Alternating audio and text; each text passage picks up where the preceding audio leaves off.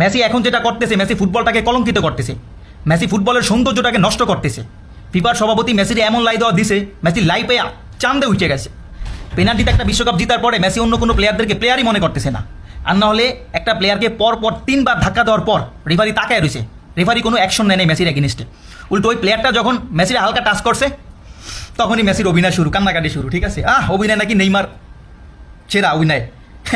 Messi তো অভিনয় জানি না, অভিনয়ে বিনি সেরা, মেসি অভিনয় জানি না। হালকা টাচ করছে, এই হইয়া পড়ছে, আর রেফারি ফাউল কল করে দিছে।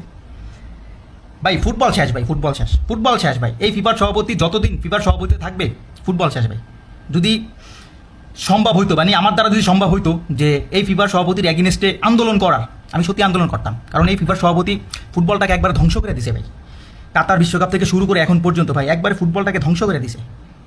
ঠিক আছে, প্রতি ম্যাচে একটা করে পেনাল্টি, মেসি যাই করে মাঠে তাই হালাল। মানে রেফারির দায়িত্ব হচ্ছে মেসিরে সেভ দেওয়া মাঠে। যাই হোক, 26 বিশ্বকাপও মেসি নিয়ে নিব, কনফার্ম নিয়ে নিব। ঠিক আছে, এই ফিফা সভাপতি আছে না 26 সাল পর্যন্ত, কনফার্ম মেসির 26 বিশ্বকাপ মেসির। যদি মেসি 48 সালের বিশ্বকাপ পর্যন্ত খেলে, 48 সালে কি বিশ্বকাপ হইব কিনা আমি জানি না, ওই বিশ্বকাপও মেসির জন্য কনফার্ম, যদি এই ফিফা সভাপতি থাকে।